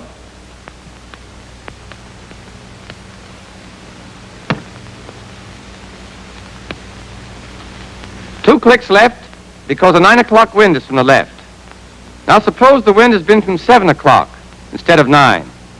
Which windage would you take? Left or right? Macmillan. Left, sir. 7's on the left. Correct. Tobin took 2 clicks for a 9 o'clock wind. What would you take for a 7 o'clock wind? 1 click, sir. Because 7's is 2 hours away from 9. So you take only half as much. Good. Do you all see that? Now here's another.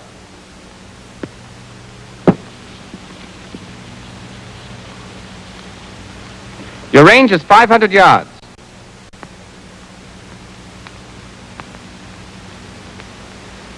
Your wind's from 1 o'clock. And your estimated speed is 12 miles an hour.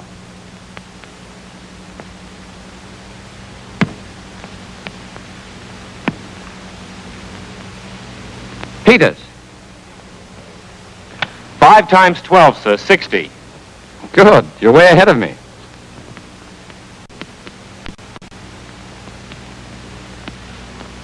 Then what? Divide 60 by 10, throw away the 0, gives us 6.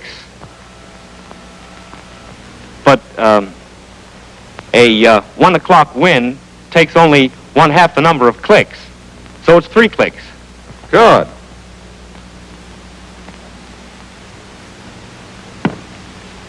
Which windage? Right windage, sir. That's right, you've got it. I used to teach mathematics, sir. Well, it doesn't take a professor to do this simple figuring.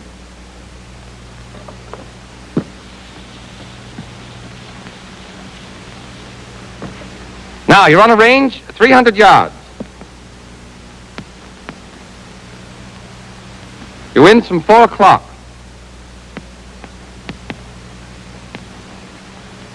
Speed 15.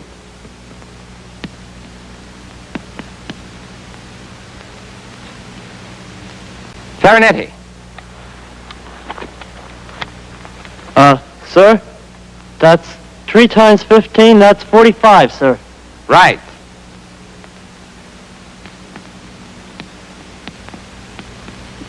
Three times 15 is 45. Now what? Then you divide by 10, sir. That makes 4 1/2.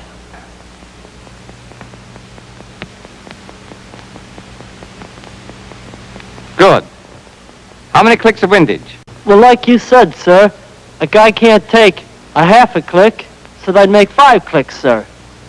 Good again.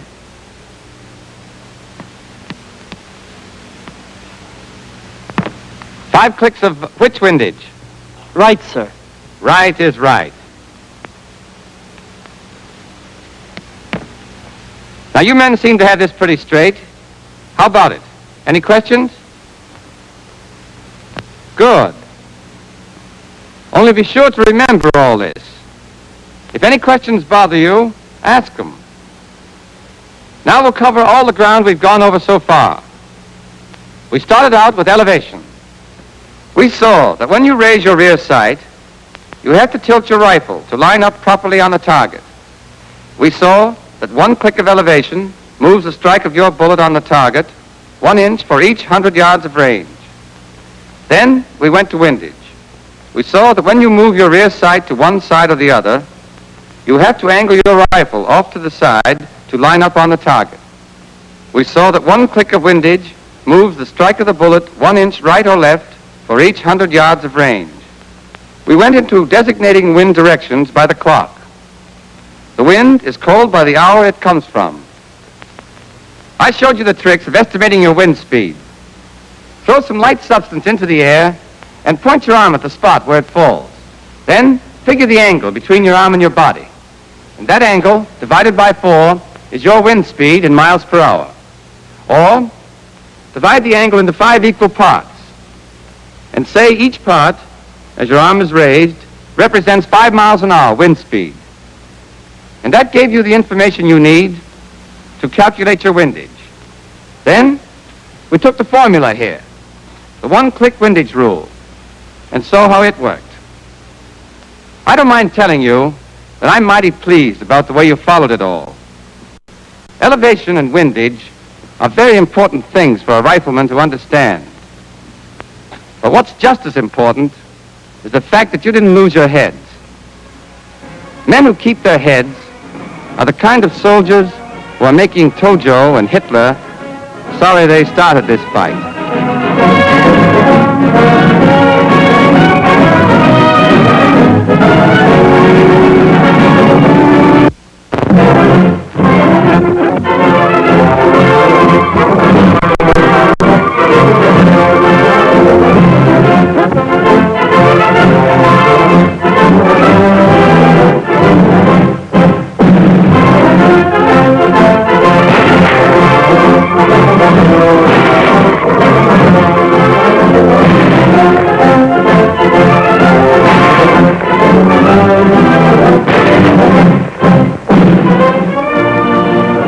I don't know whether you've noticed it, but my talks to you have been one butt after another. Sum up what I've said, and it's something like this. You've got to get the correct sight picture every time you aim at a target. But this correct sight picture is not enough. You've got to take the correct firing position. But the correct sight picture and the correct firing position are no good unless you squeeze your trigger with a steadily increasing pressure.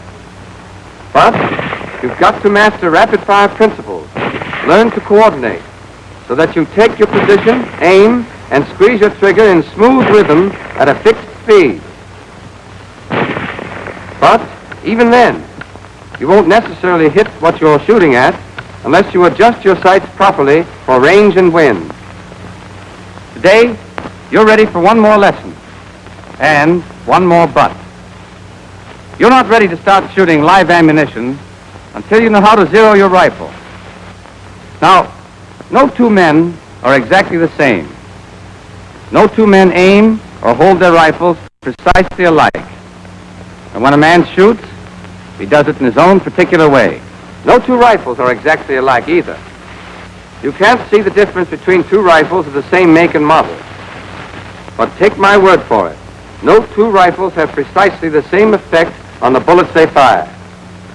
That means that every man must adjust his rifle for its little individual peculiarities, as well as for his own. For example, your rifle may shoot a little to the right, or a little low. Now, the error may be with you, or it may be with your rifle. In any event, that error has to be found for each range, and your sight adjusted so that you'll hit exactly where you aim. There's one good thing about it. Once you know your zeros, you know them for keeps. As long as you've got the same rifle, those zeros won't change. So you keep them in your scorebook, and you fix them in your memory. They're your zeros, and you need them in your business. All right? How do you go about zeroing? In this company, you'll zero your rifle first at 200 yards. Well, I don't want you to pay any attention to the range scale on your rifle. It's not set, and it may be off a mile. Do this instead. Run your sight down as far as it'll go. Then, run it back up 10 clicks, because 10 clicks is the average 200-yard setting for all men and all M1 rifles. All right. You've taken 10 clicks elevation for your first shot. What about your windage setting for the first shot? To begin with, whatever the weather's doing, center your wind gauge. Set it so that the long lines of the index come opposite each other. And if there happens to be no wind, leave it centered. Let's see how it would work on a calm day. You've taken 10 clicks elevation for 200 yards, and your wind gauge is centered. You aim. You squeeze off your shot and call a dead center bull. And you score a 4 at 7 o'clock. Here. Now you've got to correct both your elevation and your windage. How much? You can tell from the dimensions of your target. At 200 yards, it'll be an A target. Your bullseye is 10 inches wide. It's 5 inches from center to the edge of the black. The 4 ring is 8 inches wide, and the 3 ring is 10 inches wide. All right. Your bullet hit here. take the elevation error first. These lines are here to make it easier for you now, but you can do the measuring in your head. Here's your shot. Here's center. Your shot this much below center.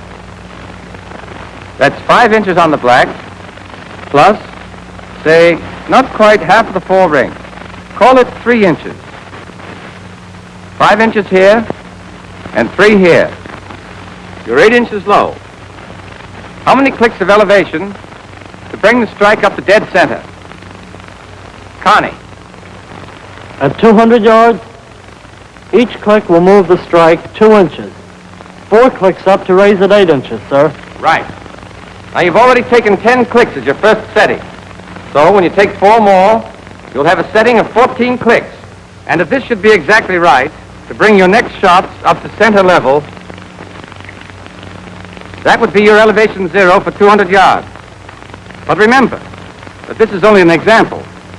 I'm showing you zeroing in its simplest terms to begin with, so you'll understand the general principle. Actually, when you go out to zero your own rifle, you'll be allowed several shots to make sure your setting is right. Your first correction may be perfect, or it may not. Your second shot will check it, and you may have to make another change for your third shot. The elevation 0 for 200 yards may be more than your original 10 clicks, or it may be less. That's what you'll have to find out. Now let's go on with the problem. 4 clicks brought this strike up 8 inches. But that would make your next shot hit here. That's 5 inches to the left on the black, plus, call it 1 inch in the 4 ring. 5 plus 1, 6 inches. You've got to move the strike of your bullet 6 inches to the right. How will you do it? Carol. 3 clicks right, sir. Good. 3 clicks of right windage. We've moved the hit 4 clicks, 8 inches up, 3 clicks, 6 inches to the right. There's no wind blowing, so we started with the wind gauge centered.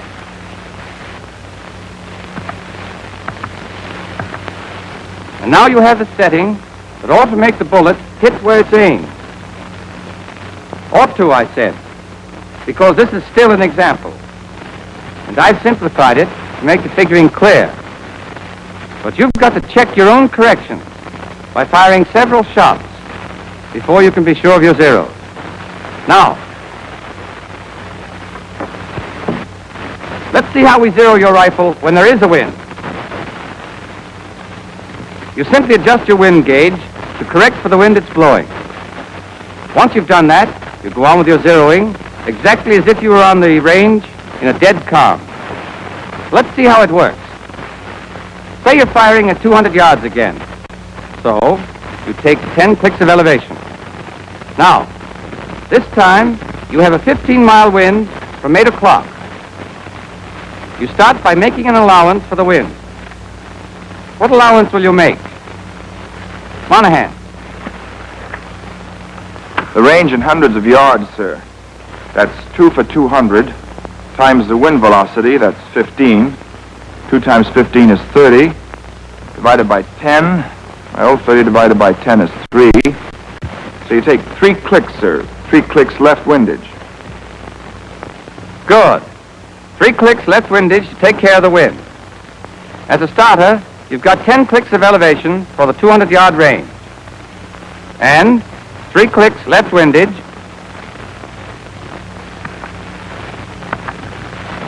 for the 15-mile wind at 8 o'clock. You're ready for your first shot. Correct position, correct sight picture, correct trigger squeeze. To make it simple, let's say you call a center bull again. You've disked before at 4 o'clock. You figure exactly as you did before. Elevation first. What's your elevation error? Field. I'd say the hit's about 2 inches below the bottom of the black, sir.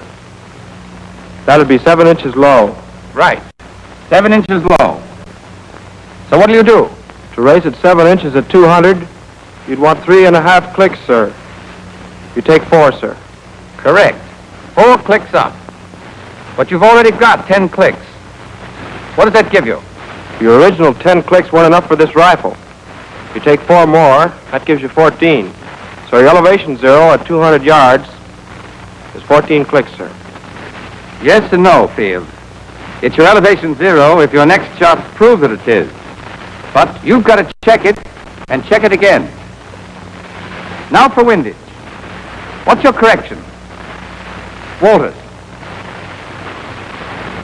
Well, sir, the hit's about halfway across the fore ring. That's 4 inches, sir. The center is about 5 inches in the black. 4 and 5, that's 9, sir. Good. 9 inches. What are you going to do about it? I'm going to take left windage, sir. How much left windage to move the hit over 9 inches to the left? Well, at 200 yards, takes 1 click to move 2 inches. Divide 9 inches by 2, that's 4.5 clicks. You take 5 clicks left, sir. Okay. 5 clicks left. Now, what's your windage setting? You started with 3 clicks left for the wind. Now you're taking 5 clicks more. That's 8 clicks left windage, sir. Okay. 8 clicks left is your setting. Is that your zero? No, sir, because 3 of those 8 clicks are for the wind, and that doesn't count in your zero. Your zero is 5 clicks left, sir. That's exactly it, Walters. You all see that? Now, suppose you know that your zero is 5 clicks left. And the next time you go on the firing line, you have a 15-mile wind blowing from 3 o'clock, so that you have to take 3 clicks of right windage. How will that affect your zero? Jackson. That doesn't affect your zero at all, sir. Good. Do you all see that? Your zero windage is one thing, and your windage setting is another. Now, you know your zero is 5 clicks left, so you set your wind gauge at 5 clicks left.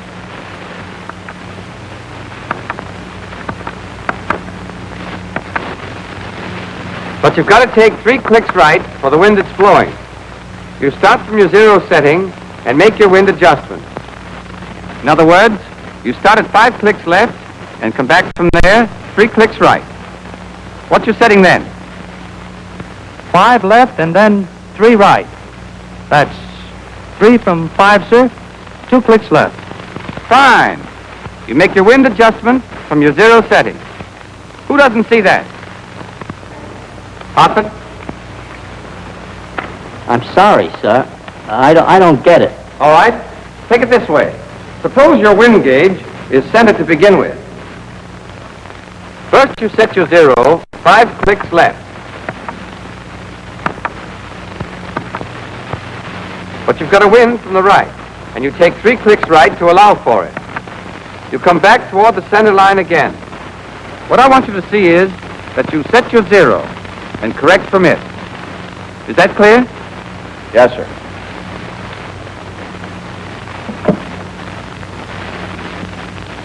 The elevation setting's simple. Your original 10 clicks are the average setting for 200 yards. Your first shot shows whether it's too much, too little, or just right for your rifle. You make whatever correction you need to hit exactly where you aim each shot. Check it, and that's your elevation zero. Any other questions? Let's have another problem. Another man, another rifle. We'll stick to the 200-yard range because it's clear and simple. But don't forget, you'll have to zero your rifle for 300 and 500 yards, too. The figures for these other ranges are different, but the principle is exactly the same. All right? Say you have a wind from 5 o'clock, and you estimate its velocity at 10 miles an hour. What wind allowance will you make? Crandon. 10 miles an hour at 5 o'clock, sir? That would be 2 for 200. Times 10 for 10 miles an hour. Divided by 10. So the 2 10s cancel, and there's 2 clicks right. Do you agree with that? Matthews? No, sir, because the wind is from 5 o'clock and you make only half the allowance. 1 click right, sir. That's it. Remember that, Crandon. Half the allowance for winds from 1, 5, 7, and 11 o'clock. Okay. The wind gauge is centered to start with. You take 1 click of right windage. How do you set your elevation to start with? Falcon. 10 clicks up, sir. 10 clicks up from where? First you run it all the way down, sir, then 10 up. Fine. Very well. You've taken 1 click of right windage and 10 clicks of elevation for your first shot. Assume your aim and your call are perfect. Say you call a center bull. And your discs are 3 at 11 o'clock. What's your elevation correction, Falcon? Looks like it's about 6 inches above the black, sir. So that's 5 inches on the black and 6 above. That's 11 inches. Okay, go on. Each click will bring it down 2 inches. So for 11 inches, I take 6 clicks down. That's 6 clicks off the 10 I started with. 6 from 10 is 4. 4 clicks up from the bottom. You check it, and if your next shots hit where you aim them, that's your elevation 0. Good. Now the 0 windage. You've taken 1 click of right windage to begin with. Here's the strike. Link. That's about 3 inches out in the fore-ring, sir. 8 inches from the center of the bull. 4 clicks right to move it 8 inches right. And you've already taken 1 click of right windage, so? So I just take 4 more clicks right, and that makes 5 clicks right. But that's not the 0 windage, sir, because the 0 is the setting you need if there's no wind. The 0 is 4, sir. If? Oh, yes, sir. If your next shot's check it. That's it. Now, there's a time saver with your elevation 0 for 200 yards. Once you've got it, and you're sure of it, you can make a permanent adjustment of your range scale for 200 yards. But let me warn you, this is a ticklish business. You're not to make this adjustment except with the authority of your platoon leader and under supervision of a non-com.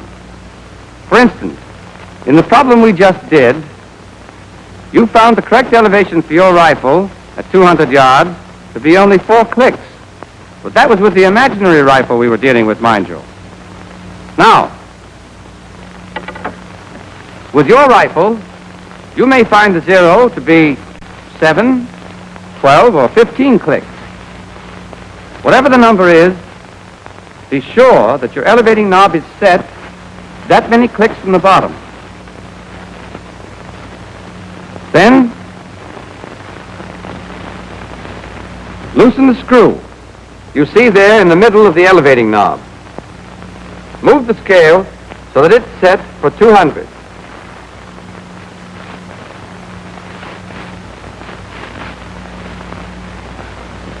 Tighten the screw again and be sure it's tight. If it's not, you'll lose your elevating knob. That's how you set your correct 200-yard elevation for keeps. But remember, that's for 200 yards only.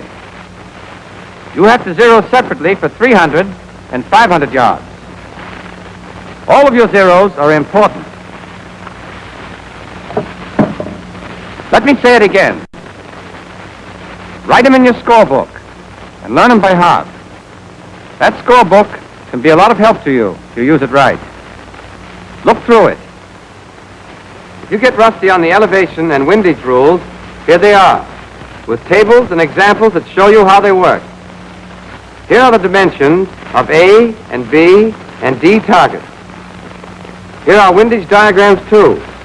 They show the correct allowances to make for winds of various velocities all around the clock for the 2, 3, and 500-yard ranges.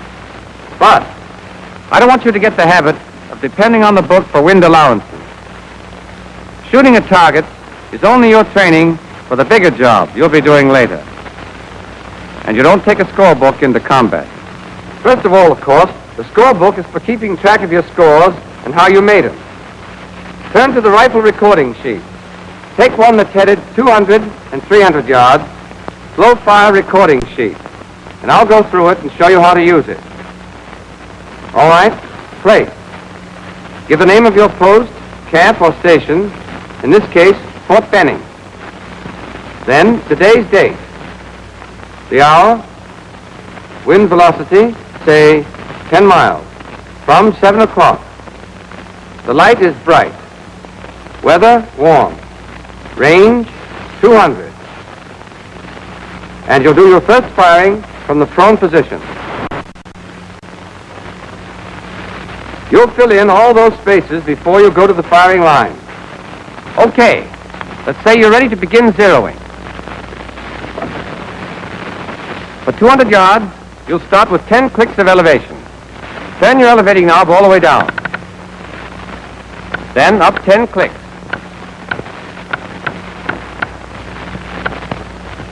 Now for windage. You've got a 10-mile wind from 7 o'clock. That's 2 for 200 yards, times 10 for the wind velocity, divided by 10, which gives you 2. But you only take half of that for 7 o'clock, which is 1. 1 click left windage because the 7 o'clock wind's from your left. Write these settings down. Position, sight picture, trigger squeeze, all correct. So, you fire your first shot. You call a center 5 and immediately make a dot in the center of the little circle under call in your scorebook. The call is important. Don't forget to put it down. Now, your disc for 3 at 8 o'clock. Enter the actual hit on the M1 target in your scorebook. Number it 1 because it's your first shot and you've got to keep track. Then mark the score in the value column under Val. A 3. Now, adjust your sight. The chances are you won't get a perfect setting the first time, but make your corrections. Use your target dimension. From the center to the edge of the bowl is 5 inches. Say this hit is 6 inches low. So you'll want 3 clicks more of elevation. That's your original 10 clicks and 3 clicks more. So 13 clicks is the elevation you'll use for your second shot. Put it down and change your setting. Now, I estimate that this hit is 12 inches to the left of center. At 200 yards, it'll take 6 clicks right.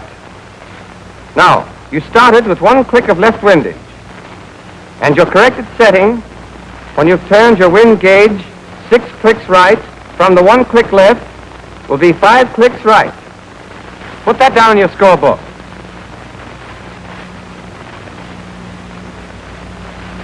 But you've got to check it before you can be sure. So, you fire your second shot, and again call the center bull. But it's a 4 at 2 o'clock. It's 1 inch above the black and 7 inches to the right of center. So you have to come down 3 clicks of elevation to bring the next hit down 6 inches. That's 3 clicks from 13. And you're back at your original 10 clicks of elevation for 200 yards. Now you've got to bring the hit 7 inches to the left. That'll be 4 clicks left windage. Make that correction. Your setting was 5 clicks right. When you move 4 clicks left, your setting is 1 click right. With this new setting, see what your third shot shows. Say this time, you call a 4 at 2 o'clock. And your disc a 4 at 2 o'clock.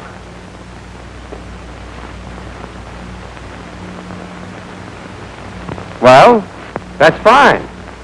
Your shot hit where you called it. You made your correction, and checked, and corrected again, and checked once more to make sure you were right. So now, you can write your zeros in your scorebook. Elevation 0, put down the setting you had when you hit where you aimed. 10 clicks. 0 windage is the setting you need to make your shot hit where you call it if there's no wind blowing. You took 1 click left windage for a 10-mile wind at 7 o'clock. But your final setting, when your shot did hit where you called it, was 1 click right. The correction you had to make then was 2 clicks to the right of your wind setting. The windage you take for the wind that's blowing is not part of your 0. If the wind died down, you'd have to take off those clicks, and you'd have your 0 windage setting, because that's the setting you need for a dead calm. Now, if there'd been no wind, and your wind gauge would have been centered, so your correction would have been 2 clicks to the right of center. And that's your 0 windage, 2 clicks right. Put it down in the space provided for it, under the M1 target, 2 clicks right. And now you're ready to fill out your rifle recording sheet. Put down your rifle number, the ammunition lot number from the base of one of your cartridges you were using, 0 elevation for 200 yards, and 0 windage for 200 yards. One last word on zeroing. Make sure your call is right, and always mark it in a call circle. Call what you see the instant the rifle fires, and you'll be on your way to making a good shot. This is my last talk to you before this company goes out on the range. I've tried to give you everything I know that will help make good riflemen of you, and I hope I've made things clear. This is all stuff you're going to need later on. You're going to need it for your final examination, and you're going to need it when you go out on the range to shoot for scores. Most of all, you will need it when your training's finished and you're in the big show, where every miss is costly, and every hit means that your country has one less enemy.